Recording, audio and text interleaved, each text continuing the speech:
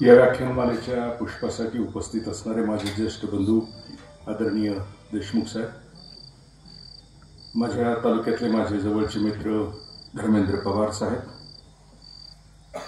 महाराष्ट्रात पवार असलेच पाहिजेत असा काहीतरी संकेत असावा म्हणून याही कार्यक्रमाला पवार आहेत, म्हणून पवार इज ऑलवेज पॉवर.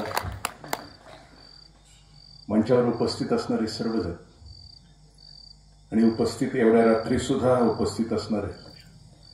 विशेष करून माझ्या आया बहिणी यासाठी म्हटलं की हा प्राईम टाइम आहे आणि खूप चांगल्या सिरियल्सचा त्याग करून इथं उपस्थित असणाऱ्या माझ्या आया बहिणी,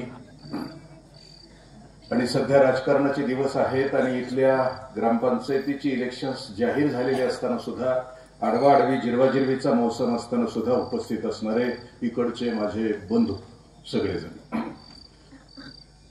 आणि मला विषय दिलेला आहे की आनंदाचे डोही आनंद तरंगाचा.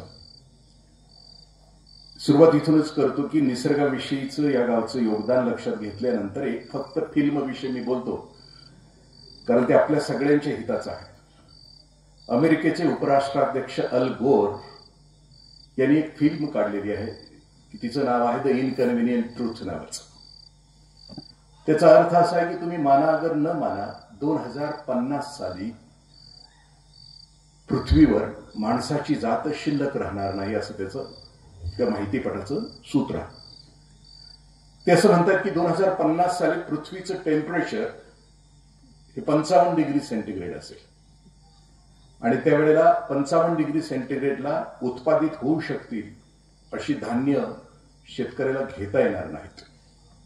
म्हणजे अन्नाचा दुष्काळ असेल, ढगफुटी, सुनामी, भूकंप यासारख्या गोष्टी घडत असल्यामुळं पाण्याचा प्रश्न, श्वास घ्यायला हवा, प्यायला पाणी, या गोष्टी त्यावेळेला असणार नाहीत. आपण आत्ताच जरी बघितलं तर दिल्लीचा, कलकत्त्याचा पोल्युशन पॉइंट आपण बघितलं तर 350च्या पुढे आहे. पोल्युशन पॉइंट आपल्याला तपासायचा असला तर आपण पुण्याला कधी गेला तर लकडी पुलाच्या कोपऱ्यावर पुण्याचा पोल्युशन पॉइंट लिहिलेला असतो आणि तो कायम 250च्या पुढे असतो. म्हणजे श्वास घेण्याच्या लायकीची हवा नसेल, प्यायला पाणी नसेल, खायला अन्न नसेल, त्यावेळेला पृथ्वीचं एवढं टेम्परेचर असल्यामुळं दक्षिण आणि उत्तर अंटार्क्टिकावरचं बर्फ हे 33 ते 34% वितळलेलं असेल. आणि मग त्यावेळेला समुद्राची उंची 11, अरबी समुद्राची उंची आपल्याकडच्या 11 मीटर इतकी उंच असेल. म्हणजे समुद्र हा खोपोलीपर्यंत आलेला असेल. कुणी पाहुणे रावळे असतील तर आतापर्यंत आता सावध करून ठेवा, माघारी पाठ बघण्याची त्याची. मग हा आम्हीच माणूस नावाच्या जातीने या पृथ्वीवर केलेला अन्याय आहे. वसुंधरा तापते आहे आणि तापलेली वसुंधरा आम्हाला कायम संकेत देते आहे. आपण यावर्षीचं तापमान, यावर्षीचा जर पावसाळा बघितला तर 9 मेला पावसाळा सुरू झाला, अजून बंद व्हायला तयार नाही. म्हणजे जुलैचं कॅलेंडरचं पान यावर्षी पावसाळ्यानं मेला चिटकवून टाकलंय आणि अजून ते उघडायलाच तयार नाही, अशी वाईट परिस्थिती आहे. आपण परवाच्या जर बघितले असतील, सीना नदीनं बदललेलं पात्र बघितलं असेल. निसर्गाचा कोप, जिथं आजपर्यंत सूर्याच्या तापमानानं तापलेला प्रदेश आपला होता, तो पुरामध्ये वाहून चालला आहे. म्हणजे निसर्ग कूस बदलतो आहे.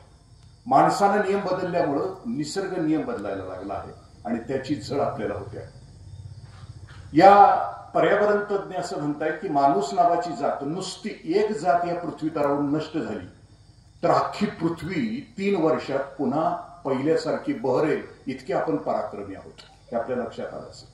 म्हणून जे काम इथं सुरू आहे इकोसिस्टीमचं, त्यांना मी मनापासून धन्यवाद देतो आणि विनंती आहे इथे सगळ्यांना, कारण जी एक वसुंधरा परिषद भरली किंवा ही गोष्ट एका मुलीला सांगण्यात आली, तिचं नाव आहे ग्रेटा थुनबर्ग, तिच्या वडिलांनी सांगितली. क्रांती काय असते किंवा त्याला एक बटरफ्लाय इफेक्ट म्हणून समाजाच्या क्रांतीचा भाग म्हणून जाहीर, म्हणजे त्याच्याविषयी चिंतन होतं. मग एखाद्या जंगलाच्या कोपऱ्यामध्ये छोटंसं फुलपाखरू आपलं पंख फडफडतो आणि त्याचा परिणाम पॅसिफिक समुद्रामध्ये सुनामीच्या लाटा येण्यामध्ये होतो. या पर्यावरणाच्या गोष्टीशी लढत घेणारी एक मुलगी आहे, तिचं नाव 16 वर्षाची ती पोरगी, त्या 18 साली तिनं स्वीडनमध्ये तिच्या वडिलांनी सांगितलं की बाळा, तुझ्या लायकीला, तुझ्या पिढीला या पृथ्वीवरची सगळी गोष्ट तुला मिळणार नाहीये. 6 ऋतूंचे 6 सोहळे, त्या त्या ऋतूची ती फळं, निसर्गाचा तो आविष्कार तुला नाही मिळणार. मग त्या पोरीने ठरवलं की आपण आंदोलन करायचं. तिनं स्वीडनच्या संसदेच्या बाहेर इयत्ता 9वीत असताना एक पाटी लिहिली खडून, त्याच्यावर लिहिलं फ्रायडे फॉर द फ्युचर. म्हणजे तिनं जगभरातल्या तिच्या वयातल्या मुलांना असं आव्हान केलं की आपल्याला आपली पृथ्वी हवी आहे. 6 ऋतूंचे 6 सोहळे हवे आहेत आपल्याला. फुलांचा सुगंध हवाय, आपल्याला फळांचा रस हवाय, आपल्याला फुलपाखरं हवाय. हे सगळं सृष्टीचं अद्भुत सौंदर्य आपल्या पिढीला हवं आहे. तर तुम्ही पण तुमच्या आयुष्यातला एक फ्रायडे फॉर द फ्युचर, शुक्रवार, महिन्यातला शुक्रवार तुम्ही थांबा शाळेच्या बाहेर आणि पर्यावरणाची आठवण आपल्या नेत्यांना करून द्या. एक वर्षभरामध्ये तिच्या वयाच्या 5 कोटी मुलांनी तिला समर्थन केलं, तिच्या बाजूने राहिले. तिच्या 30 वर्षाच्या वरचं मॉडेल नव्हतं, आपल्यासारखं नव्हतं. ती कशाला जाईल तिकडे, आपण आपल्याच मस्तीत आहे ना सगळे. पण ही तरुणाई आहे ना, झेड, तिला समजलं उमजलं तर ती कुठल्या स्तरापर्यंत जाऊ जाते तिचं ते वर्णन आहे. त्या एकट्या पोरीला 5 कोटी तरुणांची साथ मिळाली. तिच्यानंतर एक तिचं ऑनलाईन भाषण झालं, त्या भाषणाला 5 लाख तरुणांनी उपस्थिती लावली. त्यामुळं युनोला तिच्यासाठी एक वसुंधरा परिषद भरवावी लागली आणि त्या वसुंधरा परिषदेतलं बीज भाषण या 16 वर्षाच्या पोरीला करायला लावलं. ते भाषण आज तुम्ही बघितलं, 4 मिनिटं आणि 52 सेकंदाचं तिचं भाषण आहे. आज तुम्ही Greta Thunberg speech in UNO असं तिचं भाषण आहे. घरी गेल्यानंतर बघा, तिच्या चेहऱ्यावरचे भाव बघा. जगभरातले 152 देशातल्या पर्यावरण मंत्र्यांनी त्याला उपस्थिती लावलेली होती आणि ते मंत्र्यांच्याकडे बघून खूप जिव्हाळ्यानं प्रत्येक मंत्र्यांना प्रश्न विचारते की तुम्हाला कसला विकास हवा आहे, आमच्या पिढीचा नाश करून तुम्हाला कोणता विकास हवा, तुम्ही करणार मजा आणि आम्हाला देणार सजा, हा कसला विकास आहे. ती जीव तोडून बोलते. तिच्या चेहऱ्यावरचे भाव आपल्याला सुद्धा जागृत करतात की ह्या लेकीला जे कळतं ते तुम्हा आम्हाला का नाही कळत. आपण का नाही जगत हे पृथ्वीचा विनाश संपवणे. कारण माणूस नावाच्या जातीनं आपल्या अस्तित्वानं आणि आपल्या कर्तव्याने पृथ्वीचा अंत पुढे ढकलायचा असतो. 2050 नव्हे, आता आणखीन बातम्या येत आहे की 2030 नंतर 56-57 डिग्री पृथ्वीचं टेम्परेचर होईल. एसीला सुद्धा ती दाद देणार नाही टेम्परेचर, आणि मग भविष्यातली पिढी होरपळून संपेल. आपल्या डोळ्या देखत आपण होरपळून जाऊ. ही जर परिस्थिती भविष्यामध्ये येणार असेल तर मग आपल्यासाठी सूत्र काय. त्या वसुंधरा परिषदेमध्ये जे सूत्र ठरलं, think globally, act locally and response personally, अशी 3 वाक्य त्या परिषदेमध्ये ठरवली. मी आता खूप ग्लोबली बोललो की पृथ्वीचा अंत होणार आहे. ऍक्ट लोकली म्हणजे इथं तुम्ही जो करताय या पर्यावरणाचं, माझ्या गावकुशीमध्ये पर्यावरणाचं मी रक्षण करणार आहे, सगळ्या इकोसिस्टीम मी करणार आहे. आणि ऍक्ट लोकली, मी फटाकडे नाही वाजवणार. माझ्यामुळं या पृथ्वीच्या अवकाशामध्ये कार्बनची निर्मिती होईल, ती नाही वापरणार मी. जर मला 2-3 किलोमीटर चालायचं असेल तर मी चालत जाईल, पण मोटरसायकल नाही वापरणार. मला आणखीन कुठे लांब जायचं असेल तर मी एसटी बसनं जाईल, पण प्रायव्हेट वाहनानं जाणार नाही. माझ्याकडून या पृथ्वीच्या गाभ्यामध्ये कमीत कमी कार्बन जाईल असं माझं वर्तन असेल आणि हे प्रत्येकानं केलं तर पृथ्वीचं घड्याळ थोडंफार पुढे ढकलता येईल. आणि ते करता आलं तर आपल्याला शक्य आहे. आपला तो विषय मी पृथ्वीविषयी मी धन्यवाद देतो इथल्या सगळ्या की जे पशुपक्ष्यांचं रक्षण करतायत, इथलं इकोसिस्टम जपून ठेवतायत, येणाऱ्या पिढीसाठी गाव जपतायत. त्यांना मनापासूनच्या शुभेच्छा देतो आणि त्यांचं हे काम सातत्यानं सुरू राहू दे अशी प्रार्थना करतो. दिवाळी अमावस्ये दिवशी येते. त्याचं कारण असतं, अमावस्ये दिवशी बाहेर लावलेल्या पंत्यांचा प्रकाश सगळीकडे पसरलेला आपल्याला जाणवावा आणि म्हणून ती अमावस्ये दिवशी येते. पण बाहेर पंथीचा प्रकाश पडत राहतो, पण आपल्या आतमध्ये सुद्धा प्रकाश पडायला पाहिजे आणि त्यासाठी ज्ञानाची आवश्यकता असते. माऊलींची ओळी खूप सुंदर आहे. अगा विश्वैक धामा तुझा प्रसाद चंद्रमा करू मज पौर्णिमा स्फूर्तीची. माऊली असं म्हणतात की मी चंद्राची निर्मिती पृथ्वी तलावर कशासाठी केली. अगा विश्वैक धामा, या विश्वाच्या घरामध्ये मी चंद्र यासाठी पाठवला आहे की तो ज्ञानाच्या रूपानं संत सगळ्यांच्या अंतरंगामध्ये प्रकट व्हावा. बाहेर पणत्यांचा प्रकाश आणि जिथं आपल्या हृदयामध्ये, जिथं आपल्या मस्तकामध्ये जो अज्ञान आणि अंधकाराचा भाग आहे तो विचाराने तू प्रकाशित व्हावा, यासाठी ही व्याख्यानमाला आहे. दिदी आणि दादानं, मायबापाने वैशिष्ट्य असं आहे पृथ्वी तलावर, जे आमचा विकास करतं, आमची वृद्धी करतं, आम्हाला ताकद देतं, ते फुकट आहे जगामध्ये. पण जे आम्हाला बर्बाद करतं ते मात्र विकत आहे. दारू जाऊन प्यावी लागते, दूध दारात जाऊन घालावं लागतं. दुधातला दारूतला हा फरक आहे. टीबी व्हायचा असला तर टीबीच्या पेशंटच्या शेजारी माणूस बसला तर त्याला टीबी होतो. पण पैलवान व्हायचं असलं तर त्याला स्वतःलाच बैठका माराव्या लागतात. त्याला दुसरा कुठलाच पर्याय नसतो. आपल्याला बैठका मारण्यासाठी आपली स्वतःची क्षमता आणि ताकद वाढवण्यासाठी विचारांची आवश्यकता असते. विचारहीन माणूस कसा जगतो? तो अखंड आयुष्यभर, तुकोबरायांच्या भाषेमध्ये अभंगच मला तुकोबरायांचा तर आला आला आणि हेला देऊन गेला. विचार नसलेला माणूस येतो, जगतो आणि मरतो. म्हणजे जनावरांमध्ये त्याच्यामध्ये कोणताच फरक नसतो. एक माणूस समजा सकाळी 5 चुंदा, दुपारी 5 चुंदा आणि संध्याकाळी 5 चुंदा, 5 चक्कर सकाळी, 5 चक्कर दुपारी, 5 चक्कर संध्याकाळी, एवढा त्याचा स्कोर असेल आणि तो जर 100 वर्ष जगत असेल तर 20 ट्रक अन्न खातो आणि मरतो, एवढा त्याचा पराक्रम असतो. मग त्याच्याप्रमाणे आपल्याला जगायचं का आणखीन वेगळ्या पद्धतीने जगायचं? आपल्या आयुष्याची उंची, माऊली असं म्हणतात की उत्तरोत्तर, म्हणजे जसा आपला विकास होत जाईल शनय शनय, हळूहळू आपण विकसित झालं पाहिजे, आतून प्रकाशमान झालं पाहिजे. हा क्रमविकास आहे. वय वाढेल तसं व्यक्ती, परिस्थिती आणि घटनांच्या बरोबर आपला सहयोग आला की आपला विकास झाला पाहिजे आणि तो विकास आनंदाकडे घेऊन जाणारा असला पाहिजे. मग आनंद नेमका माणसाला कुठे मिळतो? निसर्गाच्या फॅक्टरीमध्ये सगळ्यात शेवटचं मॉडेल माणसानं निर्माण केलं, याच्यानंतर नाही केलं. म्हणजे निसर्गाने शेवटचं मॉडेल याच्यानंतर नाही तयार केलं. अशी एक प्रार्थना योगी अरविंदांनी पॉंडेचेरीमध्ये त्यांच्या जे तिथं तपश्चर्या करत होते त्या खोलीमध्ये केली. सुदैवाने 5 ते 6 महिन्यापूर्वी मी पॉंडेचेरीला जाऊन आलो की ज्या खोलीमध्ये 37 वर्षे एकाच खोलीत योगी अरविंदांनी तपश्चर्या केली, तिथं जाऊन आलो. असं म्हटलं जातं की 2 वेळेला ती पराशक्ती अरविंदांच्या समोर उभी राहिली होती आणि त्यावेळेला अरविंदांनी त्या पराशक्तीला अशी विनंती केली होती की आता भास्कर, आता एक नवीन माणूस तयार कर की जो नवीन माणूस असेल त्याच्या हृदयामध्ये द्वेष नसेल, मत्सर नसेल, तो ग्रेट मास्टर असेल, तो संत असेल, असा एक नवीन माणूस तयार कर म्हणून प्रार्थना केली. आता तुमच्या माझ्या हृदयामध्ये जी अज्ञान आहे, अंधकार आहे, ते विकारांच्या मुळे, पापाच्या मुळे, दुरिताच्या मुळे. पण अरविंद त्या पराशक्तीला म्हणतात की नवा माणूस तयार कर की ज्याच्या हृदयामध्ये घाण असणार नाही, ज्याच्या मनामध्ये स्वार्थ असणार नाही, संकुचितपणा असणार नाही, लबाडी असणार नाही, खोटेपणा असणार नाही, असा नवा माणूस तयार कर. पण त्या पराशक्तीने अरविंदांना असं सांगितलं की नाही, दिस इज अल्टिमेट, ह्याच्यानंतर मी दुसरं मॉडेल तयार करणार नाही, अशी ती शक्ती म्हटली. अजून तिने नवीन मॉडेल तयार केलेलं नाही. दिस इज अल्टिमेट. उत्क्रांतीच्या सिद्धांतानुसार असं म्हटलं जातं की मानवी शरीर विकसित होत असताना एक एक अवयव त्याचा गळून पडतो आणि त्याच्या खुणा पाठीमागे शिल्लक राहतात. आता आपले पूर्वज होते, 3 होते आपले 3 पूर्वज. म्हणजे आपण पृथ्वीचा इतिहास जर काढला तर पृथ्वीच्या इतिहासामध्ये पृथ्वीचा जन्म 540,000 कोटी वर्षापूर्वी झाला.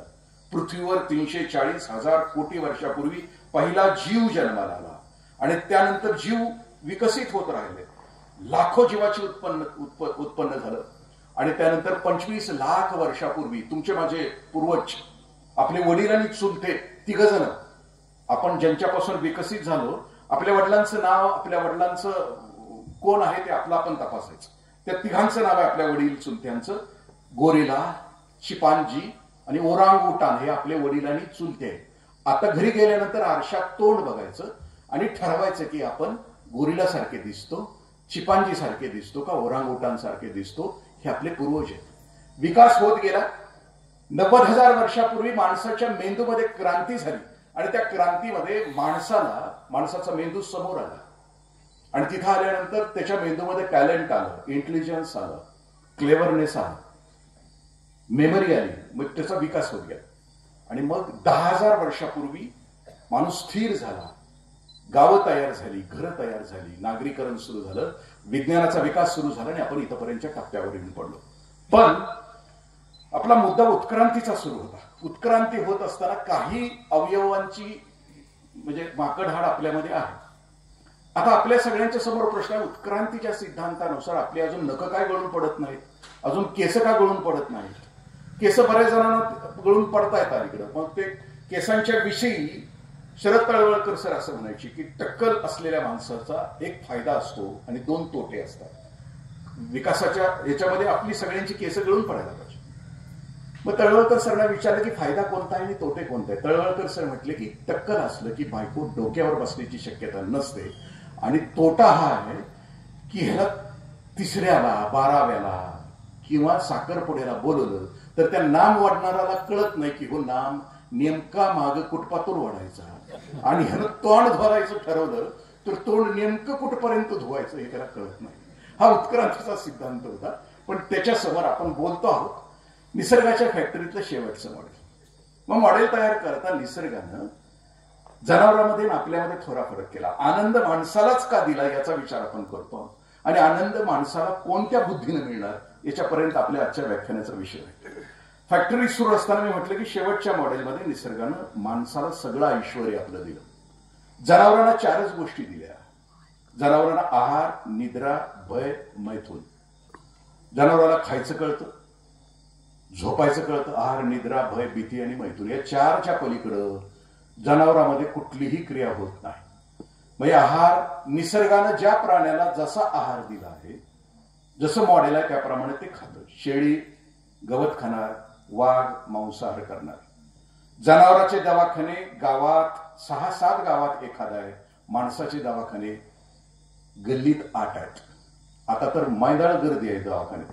खातंय 3-3, 4-4 ठिकाणी लाडू, कानलं, पोटाचा अंदाज घेत नाही, आलंय फुडलं, हनतय, सारतय, मागं हरतय आणि त्यामुळे गर्दी आहे सगळी.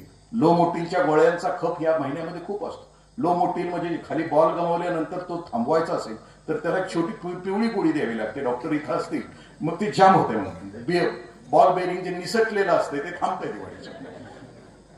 हे कशामुळे होतं की निसर्गाच्या विरुद्ध तो वाटतो. त्यानं जर दिलंय मॉडेल, आता आपल्याला दिलंय हे मॉडेल शाकाहारी दिलंय. मी परमार्थामध्ये मी आता सूत्र आपल्याशी बोलतो आहे. ज्याला आनंदाकडे जायचं आहे त्या आनंदाकडे जाण्यामध्ये त्याचं पहिल्यांदा शरीर शुद्ध असलं पाहिजे. त्याचा आहार शुद्ध सात्विक असला पाहिजे. तुकोबर असं म्हणतात की तमते अंधार, रजते माया जाळ, सत्वते ज्ञानासी कारण. आणि ज्ञानी माणूस हा आनंदी असतो. मग आनंदाकडे जायचं असलं तर शरीर स्वच्छ, आहार हा शुद्ध सात्विक असला पाहिजे असं म्हणतो. आता नेमका फरक काय साहेब आणि मी प्रशासनामध्ये होतो. मग आम्ही तपासणीला येणार असलो तर खालून फोन यायचा की किती शाकाहारी, किती मांसाहारी. मग अर्थातच मांसाहारींची संख्या जास्त असायची. मग 2 पंक्ती अशा बसायच्या, इकडं मांसाहार, इकडं शाकाहार. शाकाहाराला गर्दी कमी असायची, कडबा असल्यामुळे तिकडं कोण येणार आहे आणि मांसाहाराकडे तुंब्या गर्दी, सगळी गर्दी तिकडंच गर्दी. मग मी निरीक्षण करायचो शाकाहारी आणि मांसाहारी पंक्तीमध्ये नेमका फरक काय असायचा. आपली आनंदाची ठिकाणं बघा. रविवार असला, काळी पिशवीचा दिवस असला, घरात कारभाऱ्यानं डिक्लेअर केलं आज काळी पिशवी, घर थुई थुई थुई थुई नाचत असते. कुणी कोशिंबीर कोथमीर चिरतय, कुणी दही कांदा, कुणी काय. जवळ त्या भगुल्यातलं शेवटचा तुकडा संपत नाही तोपर्यंत अख्खं घर स्वयंपाकघर ते बाहेर, स्वयंपाकघर ते बाहेर. मी मांसाहाराच्या विरोधात नाहीये. मी पण खाल्लंय 21, 22, 23 वर्षापर्यंत. सगळ्या प्राण्यांचं खाल्लंय. फक्त कुत्र्याचं मिळालं नाही म्हणून खाल्लं नाही, नाहीतर ते पण खाल्लं असतं. कारण 31 डिसेंबरला माझ्या एका मित्राचा फोन आला. एका शहरामध्ये 51 मुडकी कुत्र्याची सापडली. आता 31 डिसेंबरला पिल्यानंतर काय खाते ते कळणार कुठं. हा प्रत्येकाच्या आनंदाचा भाग आणि आनंदाचा स्तर विसरली. तुम्ही मांसाहारी पंक्तीमध्ये बघा, माणूस बोलत नाही अजिबात. स्टार्ट टू एंड समाधी. आपण जर पतंजलींचं ते योगशास्त्र वाचलं असेल तर त्या योगशास्त्रामध्ये 2 प्रकारच्या समाधी सांगितली. असंप्रज्ञात समाधी आणि संप्रज्ञात समाधी म्हणून सांगितली. मग ती समाधी असती कशी? एकाग्रता, प्रचंड एकाग्रता. तुम्ही गंमत बघा, शाकाहारी पंक्तीतली माणसं अशी बोलत जेवतात, बोलत जेवतात. म्हणजे कडबाच असल्यामुळे काय अडचणच नसते. पण मांसाहारी पंक्तीतलं माणूस शेवट पतूर बोलत नाही. प्रचंड एकाग्रता, समाधीची अवस्था, 2च आवाज, सुर फुर सुर फुर. तुम्ही निगेटिव्ह अन्न खाता त्यावेळेला शरीर तुम्हाला प्रतिक्षिप्त क्रिया देतं. हितला माल संपला की वरचा पाघडायला सुरुवात होतो. म्हणजे सुरू एका भातात रुमाल दुसऱ्या. गंमत अशी आमचा स्वभाव सगळ्यांचा संशोधनाचा. ज्यावेळेला ते मटणाचं ताट आमच्या समोर येतो त्यावेळेला पहिली आपली क्रिया कोणती असते तर रशात आपण बोट घालून संशोधन सुरू करू. स्वभावच माणसाचा संशोधनाचा असल्यामुळे त्याच्यात टर्किश टावेलचे तुकडे किती आहेत, पुंगड्या किती आहेत, फुटकोळ्या किती आहेत, नळ्या किती आहेत त्याचा शोध. मग ह्याला नळी घावली की ह्याला जग जिंकल्याचा आनंद होतो. या आनंदाचं काय उत्सव वर्णन करावा. ती तसं खाते नळी घावली की खायला सुरुवात करते. नळी तोंडात घेतली की तू खाताना नळी कधी बघितलं बाबा, हिता आपट ताट फोडतोय का काय वाटत. ह्याला बाकीच्या सगळ्या जगाचा विसर पडलेला असतो. एकटं ताट आणि तो असं फोडून फोडून फोडून इथं फुटत नाही ते. पुन्हा ते तोंडात घेते, तोंडात डाचलते, कम्प्लीट डाचलून डाचलून इंद्रदेवाला एकदा शंका आली, माझं पद ह्या समाधीनं भंग पावतंय का काय, म्हणून हातात अमृत घेऊन खाली आलं. ह्याला म्हटलं ते हाडूक टाक बाजूला, तुझ्यासाठी अमृत आणले. हे म्हटलं ती तुझ्या हातातलं टाक, माझ्याकडचं खाणं.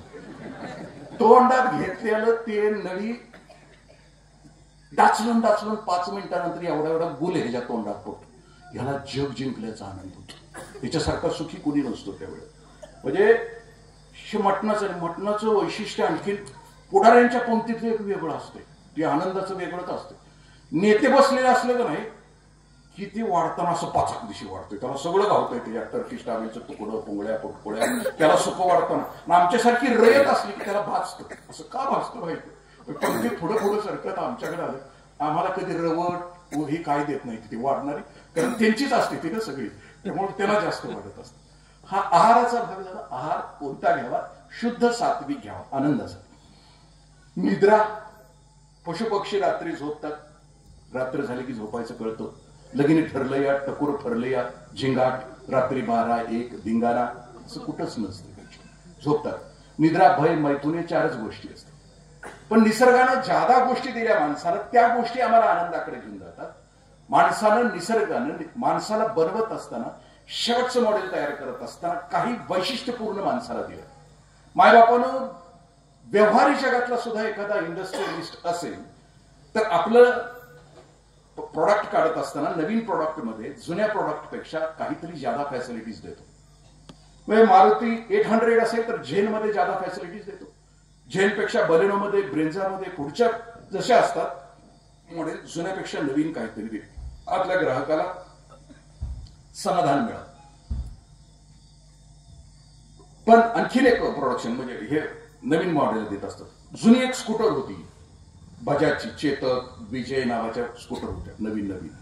पण त्यावेळेला बजाजच्या म्हणजे स्टार्टिंग प्रॉब्लेम, तो प्रोडक्शन फॉल्ट होता त्याचा बजाजच्या स्कूटरचा. कुठलीही स्कूटर चालू करायची झाली तर ती वाकडी करून चालू करायची. त्यावेळेला एक पीजे असं आम्ही म्हणायचो सगळे, पोअर जोक त्यावेळेला असायचा. बजाजनं भविष्यामध्ये रॉकेट जरी काढलं, विमान जरी काढलं तर ते चालू करायचं असलं तर वाकडच करून चालू करावं लागेल ते सांगतो. हा प्रोडक्शन डिफॉल्ट आहे.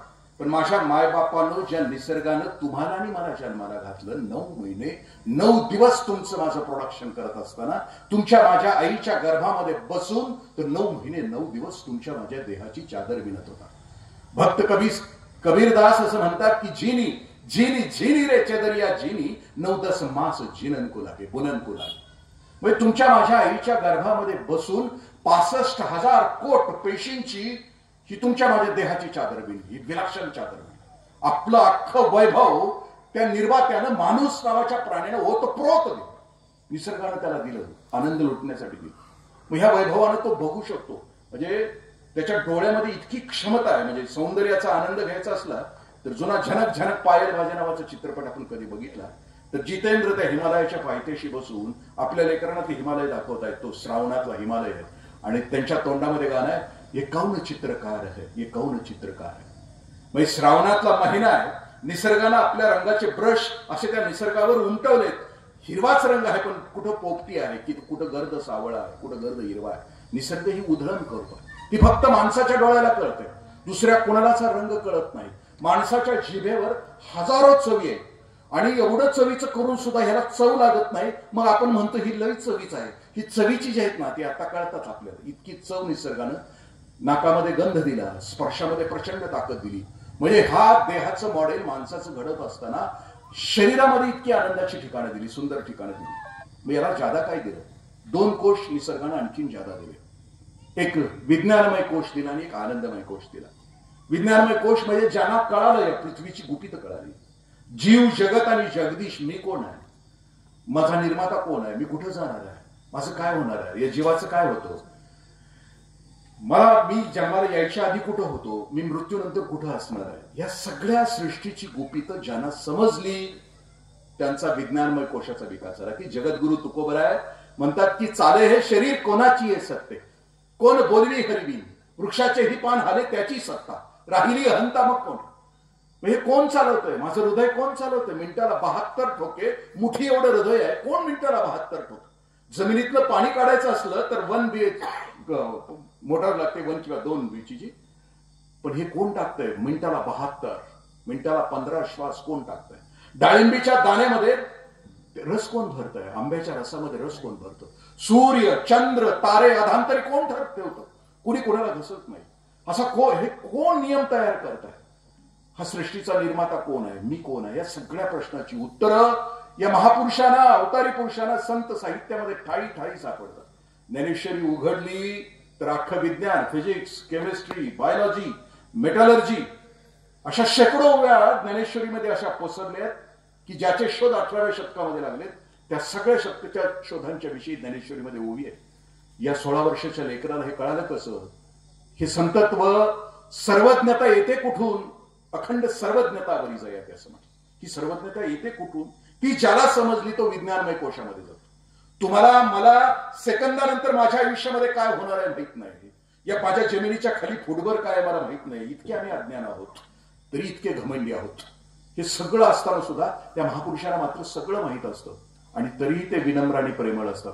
अवघं जग कळाले असून सुद्धा त्यांच्या इतकं लहान, त्यांच्या इतकं छोटं, त्यांच्या इतकं विनम्र या जगात कुणीच नसतं. म्हणून ते आनंदाच्या टोकावर असतात. संतांना ते कळतं. संतांचं वैशिष्ट्य काय, या जगामध्ये माझ्या मायबापानो, या जगामध्ये आम्ही सगळे माझी होणार. आम्ही दोघं पण माझी आहे. आमदार माझे होणार, मंत्री माझे होणार, पण या जगामध्ये संत कधी माझी होत नाहीत. कारण तुम्हाला आणि मला त्यांनी जो सूर्य दाखवला, ज्ञानाचा सूर्य दाखवला, तो तिथं असतो. महाराष्ट्राचं वैशिष्ट्य संतांच्या बाबतीमध्ये ते सर्वज्ञ असल्यामुळे ते आहे, सत्तेनं माणसं सुखी किंवा आनंदी होत असती तर महाराष्ट्रामध्ये पालख्या 7 दिशांच्या उचलल्या असतात. संपत्तीनं माणसं सुखी होत असती तर महाराष्ट्रातल्या लोकांनी अडाणी अंबानीच्या पालख्या उचलल्या असत्या. पण हा महाराष्ट्र इतका बुद्धिमान, इतका ज्ञानी आहे. इथला बांधावरचा शेतकरी सुद्धा तुकोबरायांना समजतो आणि ऐकतो, आणि म्हणून इथला शेतकरी सुद्धा पालख्या उचलतो. तोही संतांच्या उचलतो, दुसऱ्या कोणाची पालखी त्याने उचलली नाही.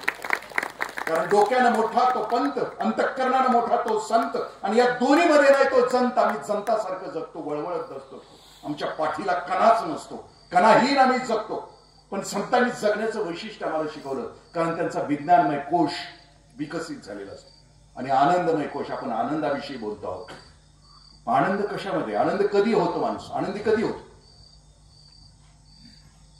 संत असं म्हणतात की ज्या वेळेला आम्ही कुणीच नसतो, मिस्टर नोबडी असतो. दुःखी कधी असतो, आम्ही कुणीतरी असतो. समजा माझ्यासारखा अधिकारी आहे, ऑफिसमध्ये जात असताना एखाद्या माझ्या कर्मचाऱ्यानं मला नमस्कार नाही केला तरी मी दुःखी होतो. दिवसभर माझा आनंदच संपलेला असतो, कारण माझ्या अहंकाराला कुणीतरी स्पर्श केलेला असतो. पण ज्यांच्या हृदयामध्ये अहंकारच नसतो, सगळं संपलेलं असतं. येत उत्पत्ती अवघेची विसरीजे, थोरपण परा सांडीजे, जे जगा धाकुटा होईचे ते जवळीक माझी म्हणून. म्हणजे अत्यंत ज्यांच्या हृदयामध्ये कुणीच नसतं, अहंकाराचा लवलेशी नसतो, ती माणसं सुखी असतात असं म्हटलं. मग तुम्ही बघा ना, आनंदी आपण कधी असतो. माझं लग्न झालं आणि 5-6 महिन्यानंतर माझ्या बायकोने सांगितलं की पाहुणा येतो आहे.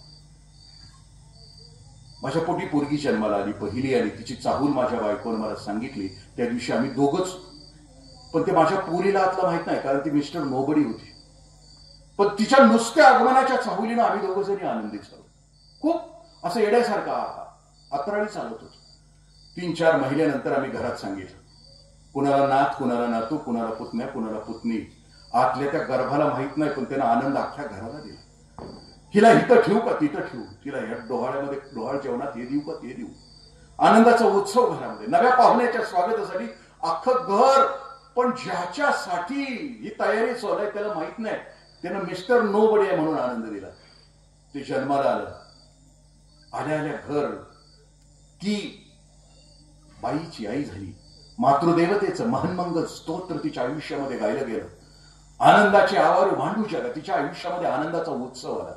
खुश झाली ती. बापही त्या दिवशी खुश झाला, घर खुश झालं. पण तिच्यामुळे खुश झालं तिला माहित नाही. ती पुढं पुढं पुढं पुढं ती त्या बाळाला शिकवायला लागली. आ ई आई, मला आई म्हणायचं, आई म्हणायचं, आई म्हणायचं. आई शब्दाचा अर्थ पण त्या बाळाला माहित नाही. ते एक दिवशी आईला आई म्हणतं, आईच्या अंगावर रोमांच. आई शब्दाचा अर्थ माहित नसताना त्या बाळानं आईला आपण हाक मारली तर आईच्या अंगावर रोमांच. मध्येच ती म्हणते, बाळा, हे मध्येच राक्षसासारखं तुझ्याकडे बघून जे डोकावतंय ना कधी मध्ये दिवसात नाही एक दोनदा, ह्याला बाबा म्हणायचं, ह्याला बाबा म्हणायचं, ह्याला बाबा म्हणायचं. एकदा बाबा जवळ असताना त्या बाळाला बाबा शब्दाचा अर्थ माहित नाही. ते अचानक आवाज देतं, बाबा. बाबाच्या अंगावर रोमांच उभे राहतो. ते मिस्टर नोबडी आहे, त्याला माहित नाहीये ते कधी. चालायला लागलं, शाळेत जायला लागलं. 9 वर्षापर्यंत ते मिस्टर नोबडी आहे. मग 13 वर्षापर्यंत ते मिस्टर नोबडी. 13 वर्षापर्यंत आपण सगळेच मिस्टर आनंदी होतो. बघा ना, 13 वर्षाच्या अगोदरचा आपला काळ आहे आठवा की गावातला. म्हणजे शिमग्या पातूर वाड्याला पवायला जायचं, पुन्हा जांभळीच्या वेळेला जांभळीवरनं खाली बळायचं, हात मोडलेला असायचा. आंब खाताना सगळा वगूळ खाली पातूर असायचा तोंडात, कशाचंच भान नसायचं. येड्याग 13 वर्षापर्यंत सगळं विसरून मातीत गरीब श्रीमंत, जात धर्म पंत असा कुठलाच डोक्यात किडा नव्हता ते 13 वर्षापर्यंत. तुमच्या असलं तर माहित नाही, माझ्या तर नव्हता. नुसता आयुष्याचा उत्सव होता. म्हणजे जे जे ऋतू होते ते ऋतू भोगले. ग्रामीण भागामध्ये सुरफोटे असू द्या, कबड्डी असू द्या, खो खो असू द्या, येड्यागत खेळलो. इटी दांडू नावाचा खेळ आम्ही खेळ. अजूनही पाठ आहे माझं, 13 वर्षाच्या आत असल्यामुळे पाठ आहे. ती अशी इट्टी कोलायची, कोल्ली की डांबार नावाचा प्रकार असतो इट्टीला, जी खेळलंय त्याच्या ध्यानात येईल. म्हणजे दांडू काढताना सुद्धा त्याला टकुर लागायचं, वड्याने हिंडायचं, बाबडीचं झाड बघायचं, सरळ खापी असेल तोडायची, वसायची, कोलायचं करायचं त्याला. इतकी फुटली की रात्री हिंगण मिटका बघायचा, पाण्यात ठेवायचा, सकाळी सोलायचा आणि मग सकाळी सुरू इट्टी दांडू डांबार मारायचं. सचिन तेंडुलकरला सिक्सर मारताना जेवढं स्किल लागत नाही तेवढं डांबार मारायला त्याला स्किल लागतं. ही जी खेळले त्याला माहिती असं. डांबार मारला, बंग दिशी इटी गेली की मग ती मोजायची. हेर पाव, हिटेरिंग तेरी मेरी, चौथा दांडू, पिलू पांडू, संबू डोळा, सटाक फटाक, येरा पाव, दोरा चिटी, मेरा मिठी, चारी घोडपारी गाय, डेळ की झुल. ही झुल आम्ही खेळलो 13व्या वर्षापर्यंत. तेव्हा होता आनंद. मग 14व्या वर्षी ह्याला कळायला लागलो, मी पुरुष झालो, मी स्त्री झाले आणि मी मिस्टर एनीबडी, मिस्टर समबडी.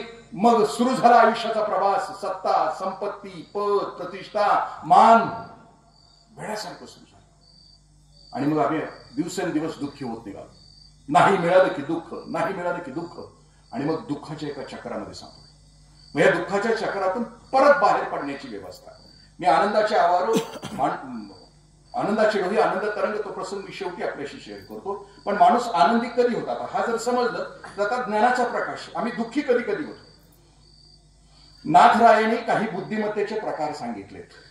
त्या बुद्धिमत्तेच्या असलो आम्ही तर आम्ही कधीच सुखी होणार नाही. पहिल्या प्रकारची बुद्धिमत्ता आहे, त्या बुद्धिमत्तेचं नाव आहे माशीची बुद्धिमत्ता. माशी विष्ठेवर पण बसते ना, वाशी मधावर पण बसते.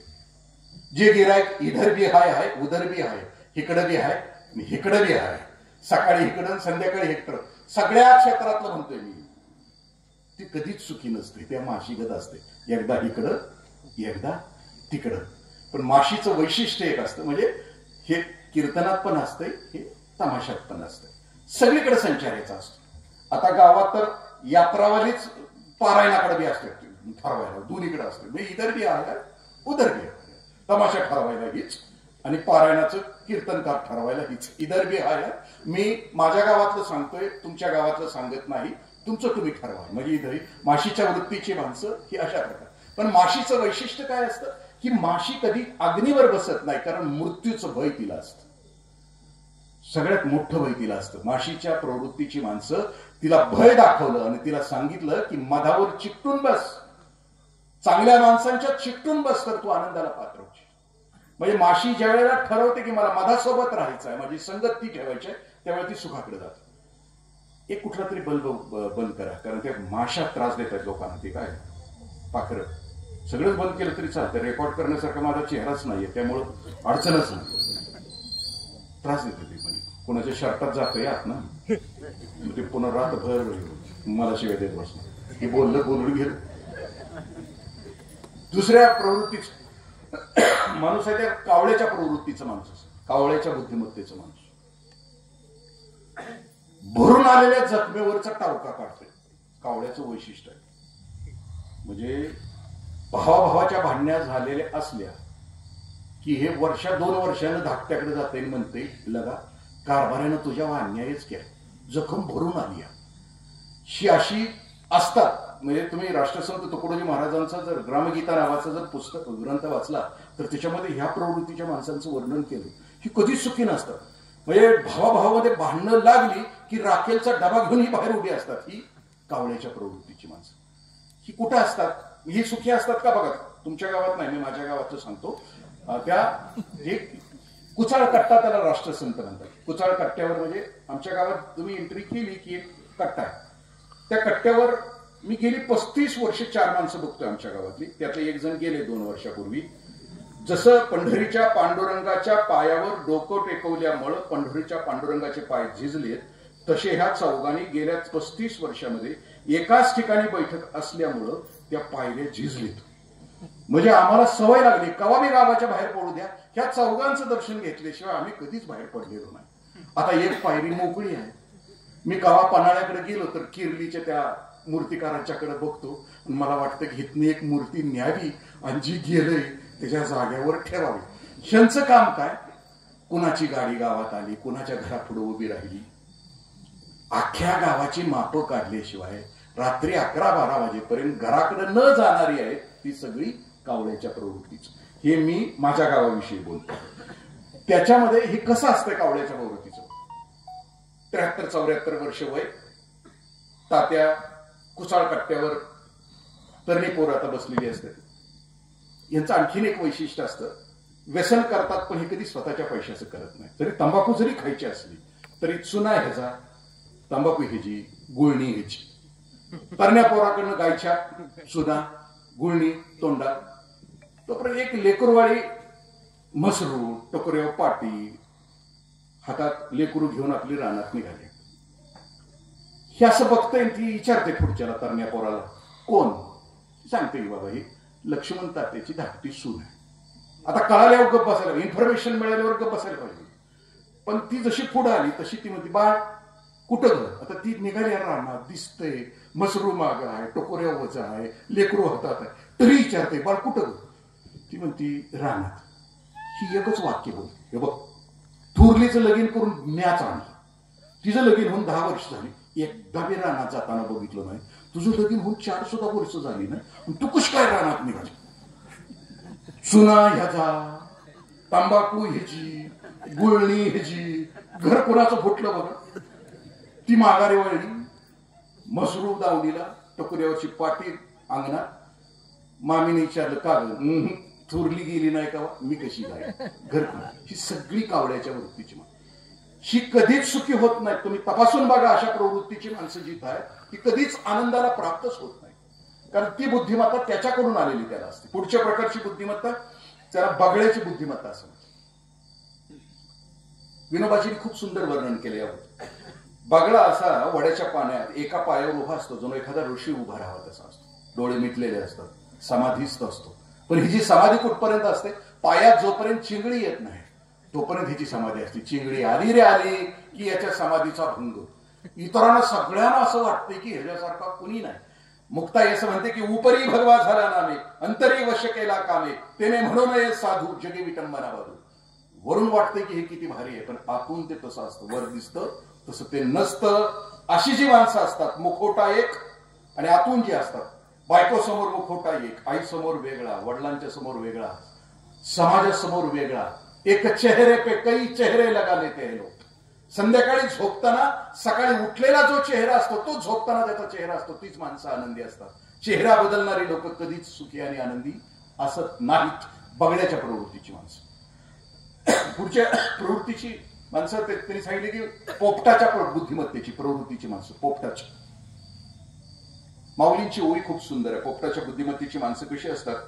त्या पारध्याला जर पोपट पकडायचा असला तर तो पारधी काय करतो? एक नळी घेऊन जातो रानामध्ये आणि ती नळीच्या मधून वायर घालतो आणि ती नळी अशी टाळतो. नळी जर पोपट बसला तर ती फिरणार असते आणि त्या नळीच्या वर पोपटाला आवडणारा पदार्थ चालू. पोपटाला आवडतो पेरू, पोपटाला आवडतो लाल मिरची. आता आवडता पदार्थ कशाला म्हणायचं? गळ्यापर्यंत टाचून खाल्ल्यानंतर ज्या पदार्थाचं नाव घेतल्याबरोबर जिभेवर टचकन पाणी येतं त्याला आवडता पदार्थ म्हणायचं. तांबडा रसा, पांढरा रसा, गळ्यापासून खाल्लेलं असलं तरी जिभेवर टचकन पाणी. तिसऱ्याला कावळा सुद्धा शिवत नाही असा पदार्थ ठेवल्याशिवाय जो पदार्थ असतो त्याला तेच येते. ते पोपट बसला की त्याला चोची मारतो. चोची मारली की ती नळी गर्दिशी फिरते आणि पोपट पकडतो. आणि तो पकडला की पुन्हा त्याला असं वाटतं की मी पकडलो गेलो आणि पकडला जातो. खरं तर त्याने पाय सोडले तर तो मुक्त असतो. काहीच लिमिट आकाश त्याच्यासाठी असतं, मर्यादा आकाश त्याची वाट बघत असतं. हे त्याच्यासाठी असतं, पण माणूस ते सोडायला तयार नसतो. तुम्ही आम्ही सुद्धा आपल्या विकासासाठी, आपली उन्नती करण्यासाठी आपण गाव सोडत नाही. खूप वर्ष लागतात, आपण बाजूला जात नाही. विकासाच्या अनेक आजूबाजूच्या गोष्टी आपल्या आतून बाहेरून बघायला तयार नसतो आम्ही. गावातले गोविंदराव एक दिवशी काश्मीरला जाऊन आले, परत विष्णुदेवीला जाऊन परत आले. 2 महिन्याचा कालावधी लागला, म्हणजे ट्रॅव्हल्सने जाऊन आले. गणपतरावने आलेला प्रश्न विचारला, गणपतराव कुठ पातूर गेला होते? म्हणजे वैष्णोदेवी पातूर गेला. किती दिवस लागले वैष्णोदेवी? ते म्हणजे चांगलं महिना जायला लागला, महिना यायला लागला. मग काय घाट बीट लागलं? म्हणजे हो लागलं की किस्त लागलं, मग महिना लागलं. मग घाटाची नाव खंबाटकी, खंडाळा, चंबल, सगळ्या घाटाची नावं सांगितली. मग म्हटली ह्याच्यात सगळ्यात अवघड घाट कुठला? मग गोविंदराव म्हणले उंबर घाट. हे म्हणजे मगाशी नावं सांगितली तर त्यात उंबर घाटाचं नाव सांगितलं नाही, आणि हे काय सांगताय उंबर घाट? अरे येड्या, मगाशी जी नावं सांगितली घाटाची ती 2दा जाऊन माघारी आलो मी 2 महिन्यात, जाताना आणि येताना. पण उंबरघाट घराचा उंबरा वलडायला आयुष्याची 70 वर्ष लागली येड्या. उंबरघाट वलंडल्याशिवाय ज्ञान होत नाही, कुठपर्यंत जाऊन आल्याशिवाय. उंबराच्या बाहेरच जायला तयार होत नाही मी. तो पोपटाची बुद्धिमत्ता. पुढची बुद्धिमत्ता त्यांनी सांगितली की कोकिळेची बुद्धिमत्ता. कोकिळेच्या बुद्धिमत्तेची माणसं. कोकिळेचं वैशिष्ट्य काय? कोकिळा स्वतःच्या घरट्यात, तयार केलेल्या घरट्यात कधी अंड घालत नाही. ती कावळिणीच्या घरट्यात घालते कोकिळा. कावळीन त्याला उभी होती, ती तिच्या पिल्लाला सांभाळती, आणि मग वसंत ऋतू भविष्यात पिकल्यावर आला की ते मग वरडायला सुरुवात करते. म्हणजे करणार गाव आणि ह्याचं नाव, ह्या प्रवृत्तीची जी माणसं असतात का नाही, त्याला म्हणायचं ती कधीच सुखी होत नाहीत. आता म्हणजे राबायचं पाणी, काय त्याला म्हणायचं, पाणी चळवळीत आम्ही, आणि पुरस्कार घ्यायला दुसराच, अशी जी असतात ना करणार गाव. म्हणजे इथं तुमच्या गावात काय झालंय माहित नाही, मी त्या पद्धतीने मी अकोल्याला गेलो होतो, सुखी होत अकोल्याला गेलो होतो. पहिलं माझं व्याख्यान त्यावेळेला मी, सरांनी मला एक काम दिलं होतं त्यावेळेला, हागणदारी मुक्तीचं. महाराष्ट्रभर मी जायचो, जिल्ह्याला कलेक्टर मग बोलवायचे, सगळे बोलवायचे, सगळा स्टाफ बोलवायचे, महसूलचा, सहकारचा, आमचा ग्रामीण विकासचा. आणि मग माझं त्यांच्या पुढे भाषण असायचं हागणदारी मुक्तीवरच. तुम्ही कधी गेला तर तिकडे जावा. हागणदारी मुक्तीचं पण लय प्रकार झाले. त्या नंदुरबार जिल्ह्यातलं एक गाव, आमची यंत्रणा जाऊन जाऊन जाऊन आली. एका ग्रामविष्ठेमध्ये एवढे असते तेवढे असते सांगून सांगून, पण ती गाव आमच्या यंत्रणेला माहीत, आमच्या गावाला जंगल आहे, आम्ही तिकडे जाणार. त्या कोरोनात त्या गावाची बातमी वाचली, नुसता बिबट्या फिरून गेला. एकदा 8 दिवसात अख्खं गाव हागणदारी मुक्त झालं, कोरोना असताना. मग तळा वाटायला लागलं, उगाच आयुष्याची 10 वर्ष खर्च केली, वरडून वरडून वरडून. नुसतं प्रत्येक गावात सकाळी बिबटे जरी सोडला असता तरी 8 दिवसात सगळी हागणदारी मुक्त झाली. तिथं गेलो, सगळं संपल्यानंतर, व्याख्यान संपल्यानंतर एक 5-6 गावची अशी तरुणी पोर आली. म्हणली साहेब काय आमचं गाव होत नाही. म्हणलं पण करा की एखादा, टपऱ्याला टोपी घालणार नाही, पायात पायतान घालणार नाही, गाव जवळ हवर हागणदारी मुक्त होत नाही तोपर्यंत. त्या गावच्या 6 पोरांनी त्या दिवशी, तरणी पोर होती, बॉडी तरणी होती, म्हणजे आमचं गाव हागणदारी मुक्त झाल्याशिवाय पायात पायतानच घालणार नाही. काम सुरू राहिलं. 3 वर्षानंतर काय झालं नाही, पुन्हा मला बोलवलं कलेक्टर साहेबांनी तिथल्या.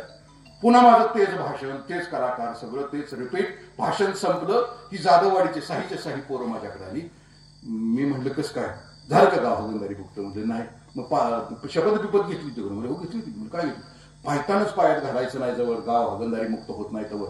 मग आता 3 वर्ष झाली की मग घातलंय की नाही पायतान? म्हणजे नाही घातलं. म्हणजे का नाही घातलं? आमच्या गावातल्या 6 जणांनी ठरवलंय, आम्ही जवळ जित्ता आहे त्यावर ह्याला पायतानच घालून देणार नाही. ह्या प्रवृत्तीची जी माणसं असतात ती अशा प्रकारची कोकिळेच्या प्रवृत्तीची माणसं असतात. आणि आता मी आपल्याशी शेअर करतो आहे की आनंद मिळवणाऱ्या माणसाची बुद्धिमत्ता आणि प्रवृत्ती कोणती असते. आनंदाचे आवारू मांडू जगा असं म्हटलं जातं. मोराच्या बुद्धिमत्तेची इथून पुढे ज्याची बुद्धी विकसित झाली आहे, किंवा विवेकानंदांच्या भाषेमध्ये व्यापकता हेच पुण्य, संकुचितता हेच पाप, क्षुद्र मनाची माणसं, संकुचित मनाची माणसं कधीच सुखी असत नाही, कधीच नाही. कायम घाणच. माऊलींची ओवी आहे, पै पुंकिसाची एक किडे की न किडसिंची. मग माऊली असं म्हणतात की पोवातल्या किड्याला पोवाचा कधी किडच येत नाही. तशी ह्या प्रवृत्तीच्या माणसाला आपल्या क्षुद्रतेचा, आपल्या संकुचिततेचा कधी त्यांच्या मनावर परिणाम होतो. पोवातल्या किड्याला जर बाहेर काढलं पोवातनं तर तो तडफडतो, त्याला पुन्हा पोवात टाकावं लागतं. तशी हे हीन मनोवृत्तीची माणसं की ज्या आयुष्यामध्ये कधीच सुखी नसतात, ती होतच नाहीत, ती कधीच होत नाही. ज्याच्या मनामध्ये ईर्ष्या आहे, द्वेष आहे, मत्सर आहे, हिंसा आहे, घृणा आहे, कधीच होत नाहीत. कारण एक जरी झलक त्याची हृदयामध्ये आली तर सगळा आनंदाचा विस्फोट करून टाकत असतात. मग आनंद नेमका कोणाला होतो? जी व्यापक आहेत, जी विशाल आहेत, जी अमर्याद आहेत. मोराच्या बुद्धिमत्तेची माणसं आहेत तेवढी सगळी सुखी आणि आनंदी असतात, आनंदी असतात. सुख शब्दाचा अर्थ परमार्थाच्या दृष्टीने मी आपल्याशी शेअर करतो. सुख शब्दाचा अर्थ सु म्हणजे चांगलं, ख म्हणजे आकाश. ज्याच्या मनाचं आकाश निरभ्र असतं, त्याच्यामध्ये कोणतेही ढग नसतात, काळे ढग नसतात, हिंसेचे, घृणेचे, द्वेषाचे, मत्सराचे, ती माणसं सुखी असतात. ज्याच्या हृदयामध्ये ढग येतात, काळोख दाटतो, तो सुखी नसतो. मग मोराच्या बुद्धिमत्तेची माणसं असतात कशी? 2-3 दिवस दुष्काळ पडावा, 2-3 दिवस दुष्काळ पडावा, 2-3 वर्ष दुष्काळ पडावा, जमिनीला भेगा पडाव्यात, 2-3 दिवसात मग चुली पेटाव्यात, एकदा घरातली शिक्षण थांबावीत, बळीराजा दुःखी व्हावं, पैसा फिरतच नसा, 3-4 वर्षाचा दुष्काळ. आणि 4 वर्षानंतर अचानक मृग नक्षत्रामध्ये जून महिन्यात आकाशात ढग जमावेत. आकाशात ढग जमले की त्या ढगाच्या खाली तो मोर येतो आणि नाचायला सुरुवात करतो. मोर 4 वर्षानंतरच्या दुष्काळाच्या समाप्तीनंतर आकाशामध्ये ढग जमा होतात त्यावेळेला बेभान होऊन नाचतो, माहोल आनंदाचा करून टाकतो. पिसारा फुलवलेला असतो, थुई थुई थुई नाचत असतो, त्याच्या डोळ्यातून पाणी गळत असतं. ते टिपण्यासाठी लांडोर त्याच्या भोवती पिंगा घालत असतात. त्याच्या केकावलीनं अवघी पंचक्रोशी दणाणून गेलेली असते. तो आनंदाचा महोत्सव साजरा करत असतो. कुणीतरी माझ्यासारख्या स्वार्थी माणसानं त्या मोराला प्रश्न विचारावा, अरे तू एवढा का बेभान झालास, एवढा का आनंदी झालास, नाचतोयस काय, पिसारा काय फुलवतोयस, केकावलीनं अवघ पंचक्रोशी दणाणून काय सोडतोयस? आणि मग मोरानं उत्तर द्यावं त्याला, अरे राजा वर बघ, ढग जमल्या. अरे येड्या बळीराजाच्या घरामध्ये 3-3, 4-4 दिवस चूल नाही पेटलेली, घरातली लग्न थांबलीत, शिक्षण थांबलीत. अरे येड्या वर बघ की, पाऊस पडत, बळीराजाच्या जमिनीच्या भेगा सपतील, रानं हिरवगार होतील, तिची पिकं फुलतील, पैसा त्याच्या घरात येईल, चूल पेटेल, लग्न होतील, शिक्षण चालू राहतील. अरे त्यो पडणार आहे आणि बळीराजा सुखी होणार आहे, म्हणून मी नाचतोय रे, म्हणून मी नाचतोय. हा आनंदाचा महोत्सव मोराच्या बुद्धिमत्तेच्या वाट्याला येतो. हलक्या कुसक्या सडक्या मनोवृत्तीच्या माणसाला आयुष्यात, माणसाच्या आयुष्यात येऊन कधीच आनंद मिळणार नाही, कधीच मिळणार नाही. संतांचं सांगणं आहे, पर दुःखे दुःखी, पर सुखे सुखी. दुसऱ्याच्या दुःखानं दुःखी होणारा आणि दुसऱ्याच्या सुखानं सुखी होणारा, असं ज्याचं हृदय विशाल आणि व्यापक आहे तोच सुखी होईल. आणि त्याच्याच आयुष्यामध्ये आयुष्य चढवलं. आणि हे ज्ञान झाल्यानंतर हे माणसाला कळतं. आता मी मूळ त्या अभंगाकडे येतो आणि समारोपाकडे येतो. तुकोबरायांचा अभंग आहे, आनंदाची डोही आनंद तरंग. तुकोबरायांच्या चरित्रामध्ये दुःख आली, 5 दुःख आली. त्याच्यातलं शेवटचं दुःख होतं दुष्काळाचा. उत्कृष्ट संसार केला तुकोबरायांनी आणि तो संसार करत असताना दुःखानं व्याकुळ झालेल्या तुकोबरायांनी एकदा ठरवलं त्या दुष्काळामध्ये की मला आता माझा शोध घ्यायचा आहे, की जी गोष्ट घडल्यानंतर मी आनंदाच्या शिखरावर पोहोचेन, या आयुष्याची यथार्थता मला कळेल. आणि म्हणून ते भामगिरीच्या डोंगरामध्ये त्या गुहेमध्ये जाऊन बसले. 15 दिवस त्यांनी मांड ठोकली. इकडं घरी कान्होबाराय आणि तुकोबरायांच्या धर्मपत्नी वाट बघत होत्या. रोज कान्होबाराय भाकरी बांधायचे आणि देहूच्या इंद्रायणी नदीच्या आजूबाजूला तुकोबराय जिथं बसण्याची शक्यता असायची तिथं कान्होबाराय जायचे आणि जोरात आवाज द्यायचे, दादा भावाला भेटण्यासाठी, भावाचा शोध घेण्यासाठी कान्होबाराय धडपडत होते. 14 दिवस रोज उठायचं, भाकरी बांधायची, तुकोबरायांचा शोध घेण्यासाठी रान ना रान, वन ना वन, अवघा देहूचा परिसर त्याने भामगिरीच्या डोंगराच्या धाराशी, त्या गुहेच्या धाराशी 14 दिवस होता. नुकताच तुकोबरायांना ज्ञानाचा मोह, ज्ञानाचा आतला अंतरंगाचा कळवळा समजला होता. आनंदी झाले होते. तुकोबारे घेतात, 15 दिवसा माझी झाला साक्षात्कार, तुका झाला आता निराकार. आत जे विकारांचे ढग होते, ते विकारांचे ढग सगळे संपलेले होते. लख प्रकाश, पांडुरंगाचं दर्शन, ज्ञानाची पहाट त्यांच्या हृदयामध्ये फुललेली होती. केवळ आनंद शिल्लक होता. माणसाच्या हृदयातला सगळा मळ निघून गेला, सगळी चंचलता निघून गेली. एक स्थैर्य प्राप्त झालं की जो आनंद होतो तो आनंद तुकोबरायांना झाला होता. खूप आनंदित होते ते. 15 दिवसातले अभंग वाचताना अंगावरून सरसरून काटा येतो. वाघ आला, बोचकारलं, अस्वल आला, घासून गेलं, नाग आला, फिरून गेला. सगळ्या विकारांना उपमा देत देत तुकोबरायांचे अभंग त्या गाथेमध्ये उमलत राहतात. आणि मग ज्या वेळेला कान्होबा येत आहेत आणि भामगिरीचे त्या गुहेतून आत डोकावत आहेत आणि त्यांच्या लक्षात येतं की माणसाची आकृती आतमध्ये आहे आणि कान्होबारायांच्या लक्षात येतं माझा भाऊच आहे, माझा दादाच आहे. वेड्यासारखं कान्होबाराय आत पळत जातात. तुकोबरायांना घट्ट मिठी मारतात.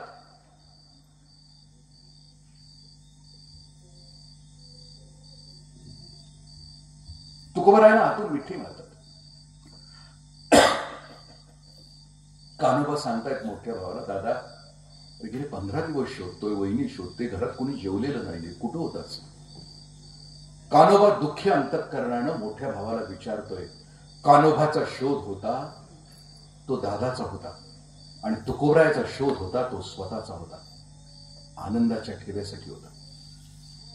कान्होबा उद्ध्वस्त होता, भाऊ नाही भेटला, पण तुकोबरायात शांत झाले होते, आनंद, चेहरा प्रफुल्लित झालेला होता. मिठी मारल्यानंतर ते कान्होबाला सांगतायत, कान्हा काय सांगू तुला.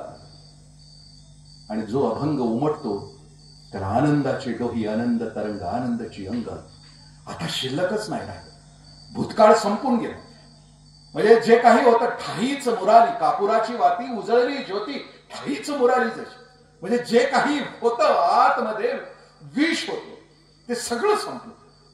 आतमध्ये जो काही मळ होता ते सगळं संपलं आणि आता केवळ निरभ्र, केवळ शुद्ध, केवळ विकसित झालेलं असं अंतःकरण, जीवाचा शिव झालेलं अंतःकरण आणि त्या अंतःकरणामध्ये दुसरं काहीच असं. माऊलीची खूप सुंदर उभी आहे. साक्षात्कार झालेल्या माणसाचं हृदय त्या क्षणाला काय होतं, माऊली म्हणतात की ते ज्ञान हृदय प्रतिष्ठेत जिथे शांतीचा अंकुर कुठे.